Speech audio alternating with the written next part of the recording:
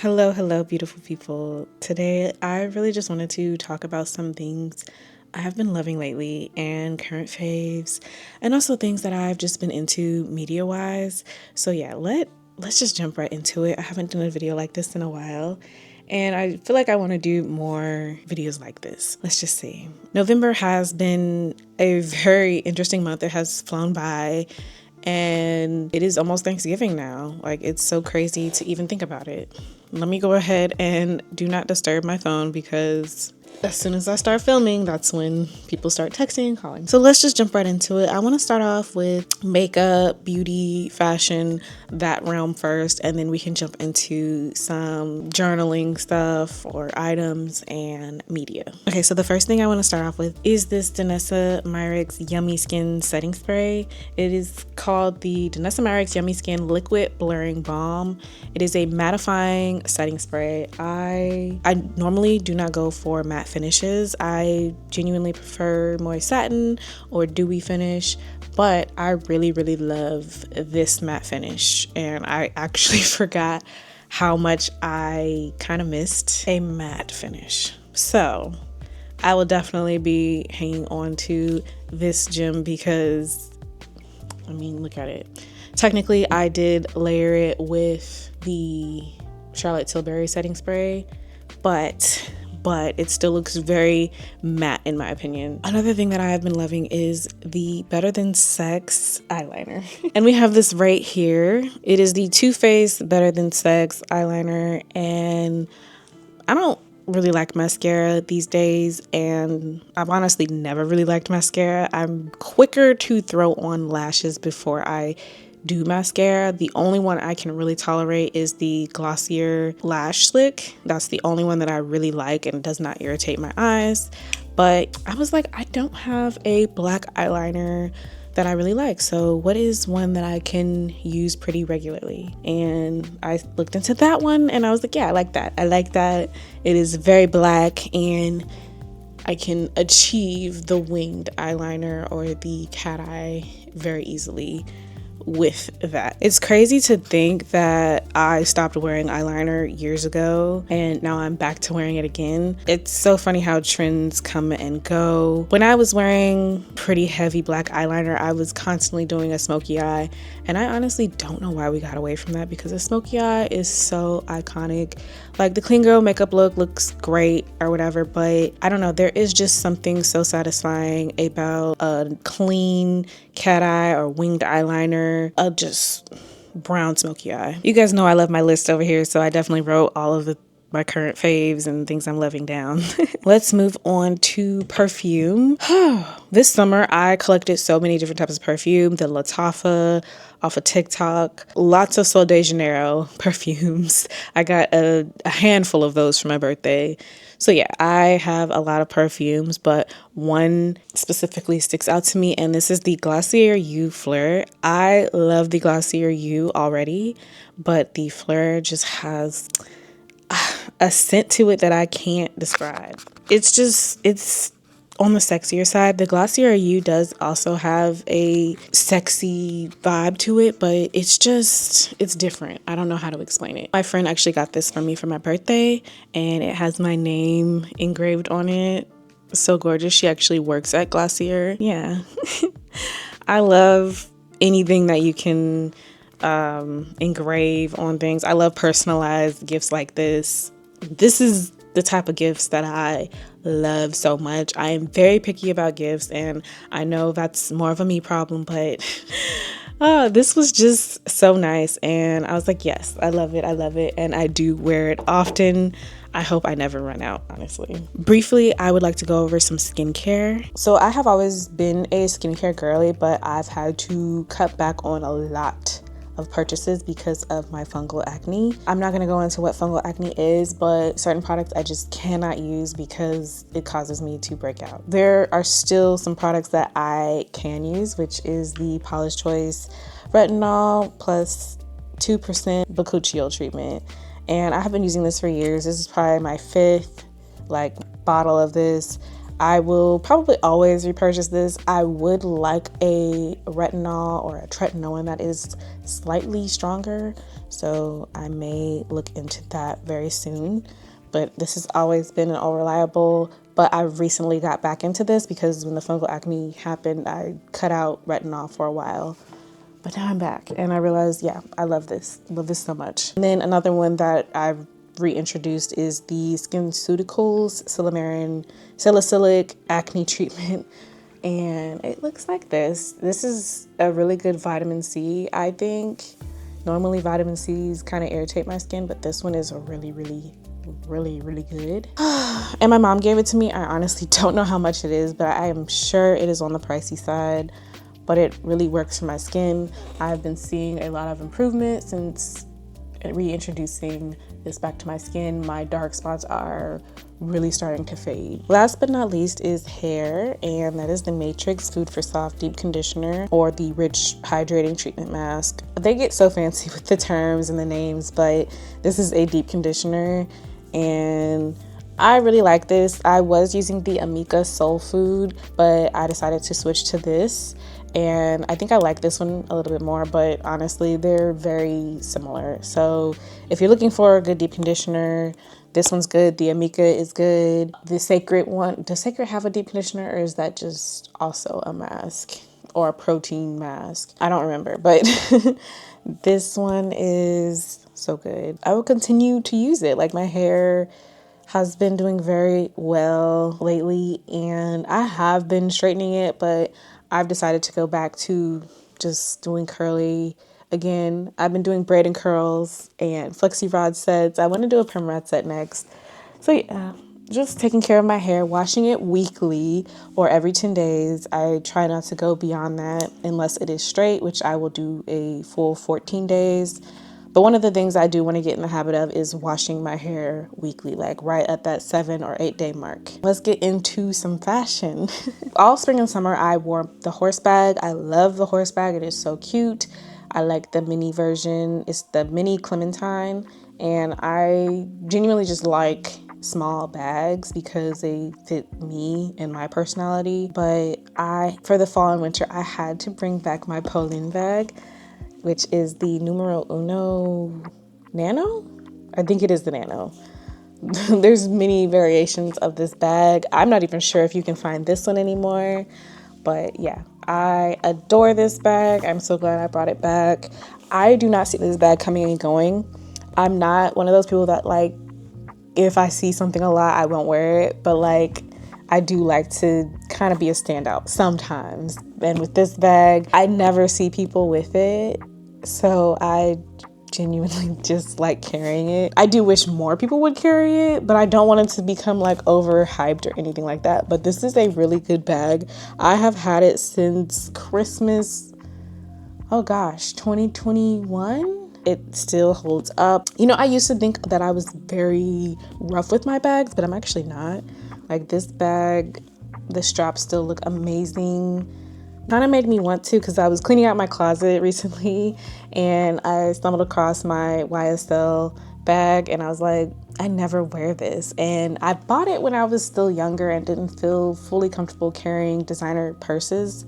So now I'm in my 30s and I'm like, wait a minute, I can carry a designer purse. I'm a grown woman. So I may switch over to my YSL bag because it's untouched and I don't want to be that person that's super precious with their bags just because they're designer bags. You know, like I purchased the bag because it was like my first like big girl purchase. So I need to wear it. I've worn it maybe a total of 4 or 5 times and we need to change that. Next thing I've been loving fashion-wise are these Georgina pants from Marcella NYC. I absolutely love these. I love a good wide leg pant, but these are more like leggings, but they're wide leg. I love them so much because they are like a good, I'm grown, I want to dress my age type of pant. They're not, athleisure. I am so tired of athleisure, not seeing it, but me wearing it. Like I wear sweatpants almost every day and I get sick of the sweatpants, but if I'm at home, I just see no reason to be in a jean or, you know, a nicer pant. But like with the Georgina pant, I can just throw those on because they're kind of like leggings. But at the same time, you can wear them out and they're very, very stylish. And I feel like you can wear it with any type of top. So I'm just so here for that, for those pants. And I want more like them. And instead of buying them, I was thinking about sewing similar type of pants like that. And I recently cut up some bed sheets into this pattern. We'll see what happens. They're pink. I am not a pink wearer like that, but depending on how well I construct them, we will see if I do end up wearing them. Okay, and the last fashion thing that I've been loving is the Alfric Eden sweatsuit set. Sweatsuit or sweatpants and hoodie set. I love that thing. I don't know why I decided on yellow. I just wanted something different in my wardrobe and I absolutely love that set. It looks so good on my skin. So now I know I can add yellow, that particular type of yellow or tone of yellow, to my colors I like. So for me, it's royal blue, a burnt orange, and a mustard yellow. Those are the colors that just pop on me. I'm so here for that sweatpants suit. It's so cute. They're kind of more of a barrel flare than just like a regular flare. I do like the barrel flare. They're very nice. It is a pricey sweatsuit, but I think it works out. I don't know. I like it. It looks great. It makes a good casual statement. So I do feel like if I am going to purchase clothes going forward, it's going to be clothes like that. Even if they are on the pricey side, that has never really bothered me. I will always pick high quality over low quality and can only wear it for a season or two. Okay, let's get into the really good stuff, and that is planners and journals. So I really want to talk about the Hobonichi Weeks. I recently just got into my Hobonichi Weeks and I'm sad that I haven't been using it all year because it would have been fun to do a flip through of my year. But since I did not do that and neglected this, you know, I'll just show you some pages. Technically, if you watched my last video, you've already seen this, but yeah, I decided to start writing in it just because it was one of the only planners that I had, and I was not carrying around that cloth and paper binder anymore. It was just too much. But I've kind of figured out a cool layout that I will probably bring with me into 2026, and that is on the left side just having my sleep score and what I have going on that day. So if I decide to go to a coffee shop, I will write went to this coffee shop and my sleep score. And then on the other side, track my meals. I do deal with a lot of stomach problems, so I need to like really get into the habit of writing down my meals. And the last 2 weeks I have been doing that, and we love that over here. We love that over here. And you can just kind of see layout. There's some personal stuff on this side, so just kind of like just slightly personal, nothing crazy. But yeah, you can kind of see my sleep score, the things I did on the left side, and then on the note pages, some personal jotting down things.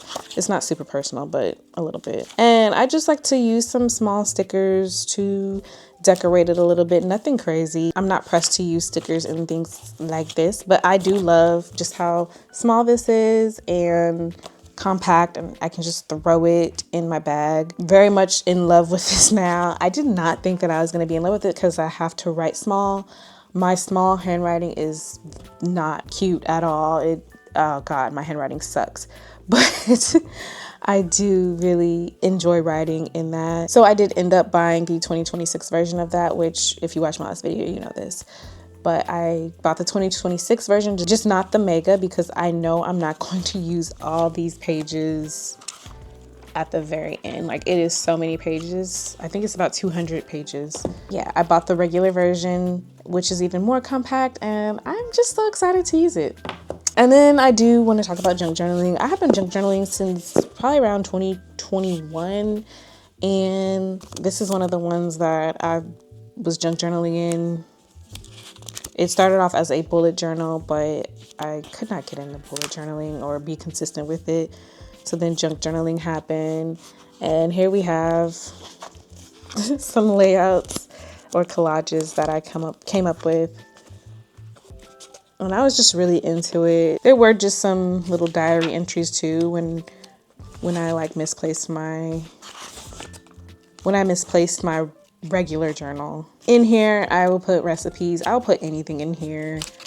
I try to keep things separately. So like when I'm doing my diary journal, those are more personal thoughts, and in my junk journal, it's all vibes in here, honestly. See, just vibes, pink pages, gotta love it. I want to junk journal all the time, but I have to find the time, especially now I am becoming like a journaling nerd. So it's a lot. Okay, now I want to move on to media. And the first thing I want to talk about, I'll go in order. So the first thing I want to talk about is The Perfect Neighbor. I watched The Perfect Neighbor 2 weeks ago now, and it's hard for me to come up with words. It was a very sad documentary that is on Netflix. It's hard to say if it was good or bad because it did not end well whatsoever. It kind of did. I don't want to give away any spoilers, but it was a very sad documentary and story just in general. It just sucks that we have to kind of coexist with people who are like that and who refuse to take accountability and who go out of their way to bother the people around them. That is so frustrating, and I just wish people did not have to deal with that. I wish none of that happened. It just really sucks because it's none of that ever had to happen. And part of me was kind of I wonder if somebody ever decided to go over to that woman's house and just try to befriend her. Would she have actually been okay, yeah, if they would have invited her to, I don't know, a potluck or something in the neighborhood, or a barbecue if they were having barbecues, would it have gone differently if that had happened? But also, why did you come in there acting like that to begin with? I don't know. I just wish things could have gone differently. And I'm not going to spoil anything. If you're the type of person that can stomach documentaries where there are some racial undertones and all that, I would say give it a watch. But if you are not, do not watch that because it will make you cry. And if you're not really trying to be sad, especially during this holiday season, don't watch it. But put it on your list if you think you might be interested. At least watch the trailer first. And if the trailer makes you irritated, do not watch. Next thing I want to talk about is All Her Fault, which to me is a little bit in the same vein, just a little bit. All Her Fault. I'm not finished with it yet. I have, I think, 4 more episodes. But so far, I have really been liking it. I like a good mystery. I will say they did give away too much too soon, in my opinion. So first episode, they pretty much tell you who done it. And I did think that was kind of okay, we didn't need that just yet. You could have kept that for a couple more episodes. I would say right at the middle mark. And I do feel we're taking a minute to get to the climax of the story. Because now it's we're doing the pointing fingers thing and looking at certain people. We've introduced another character. And I do feel the midpoint, we did not need to introduce another character. But so far, I am liking it. Like I said, I like mysteries. Yeah, I can see where it's going with the undertones of how it's always this constant thing of blaming the woman for everything, which is something that does happen in our society a lot, where, especially when it comes to kids, oh, well, this happened to our kid, where's the mom? Instead of asking, where's the parents, people tend to ask, where's the mom? Where's their mom? Where's your mom? Versus oh, where's your parents? Why are you here by yourself? I'm not going to say blame the dad, because I don't think you should blame the dad either. But I do feel you should use looser terms. Where's your guardian? Where's your parent? Something like that. It doesn't always just have to be blamed on the mom. But I want to dive deeper into this topic because I see it happen even with when kids are not involved, where the woman is blamed in a situation where let's say a husband cheats on a wife. People get so mad at the wife for staying because she gets mad at both parties involved. I've never understood that. I obviously don't understand getting mad at just the woman and not the man. Like, that is silly too. But like, why are you getting so mad at the woman? Even when it's a situation where people are just finding out and they'll say things like, well, a lot of these women out here will do anything for a man. She's not gonna leave him. Like, even before things like actually hit the fan, people make all these assumptions, and it's like, well, why do we have all this vitriol for the woman? Weird. And you see that so much, and the internalized misogyny is a little much for me these days, especially on social media. But anyway, that's all I'm gonna say about that. Okay, and obviously I want to talk about Wicked for Good. Very briefly though, I do not want to dive deep because I could talk about it for hours. I actually enjoyed it. I don't really have any notes. I would like to read the books. I did really enjoy it. I ended up at a movie party where they had lots of freebies and a costume contest, all of that. I was not expecting that going into it, but we did go to the Alamo Drafthouse, so maybe that's why it was a movie party. I thought it was really cute, really cool. It was great for the kids. So yeah, I love that. I love that so much. The movie, it was good. To me, it was a 10 out of 10. I keep seeing like all these critiques of like, oh, they should have fleshed out the relationships of the characters more and da-da-da-da. And I think sometimes when people say things like that, they want to see everything. Like, the story is already there. You have to go out and do research. And I know a lot of people have a problem with that, but the story has been told multiple times. It's kind of how I felt about Fantastic Four, where we did not need to see how they got their powers. We did not need to see all of that extra stuff that happens in the beginning because we've already seen it. Just tell us what they're doing now and what current situation they're in. You do not always need that origin story first. I feel like we've outgrown that now. Like, it's like if they decide to reboot Jurassic Park, we don't need the origin story of Jurassic Park. We just don't. I didn't mind that they didn't like reintroduce it again and try to dive deeper into these people's relationship because the source material is already there. We don't necessarily need it. If you're just watching and you're just new to this, then yeah. Because before Wicked came out, I looked up certain things because I was like, oh, I would like to know certain things about like what's gonna happen and more about these characters. So I just naturally looked things up and listened to certain videos that came across my For You page or my Instagram feed. And then when I watched the movie, I was like, okay, yeah, that makes sense. So I just enjoyed it. I've come to the realization that I tend to enjoy movies just for what they are and what the director, writer, and all that did versus trying to critique it constantly until you're left with nothing. Because I've never really seen the point in critiquing so deeply into things. Sometimes it's just not necessary. Like, it's cool to point out certain things like, oh yeah, there's a plot hole here and that didn't really make sense to me. Like, that's fine. But people critique things so harshly now and it's not fun anymore. Like, I actually just prefer to talk about the actual themes, the overarching themes, the allegory, what is the movie or TV show an allegory for. I like to talk about that side of things versus just trying to find all the little things like, oh my god, the CGI is bad. Oh my god, like, did you see that the continuity was awful in this part? Like, I don't care about any of that. What was the story? Was the story good? Was it told in a nice way? And did you like it? At the end of the day, did you like it? That's how I am, though. I know most people out there have to do all the extra stuff, but not me. I just enjoy things for what they are, unless it's just awful, which is rare that things are just straight up awful, but it does happen. Anyway, I've been yapping for a long time. Thank you so much for watching. I just wanted to share some things that I've been into lately and my current faves. So if you enjoyed this video, leave a thumbs up and I will see you in the next one.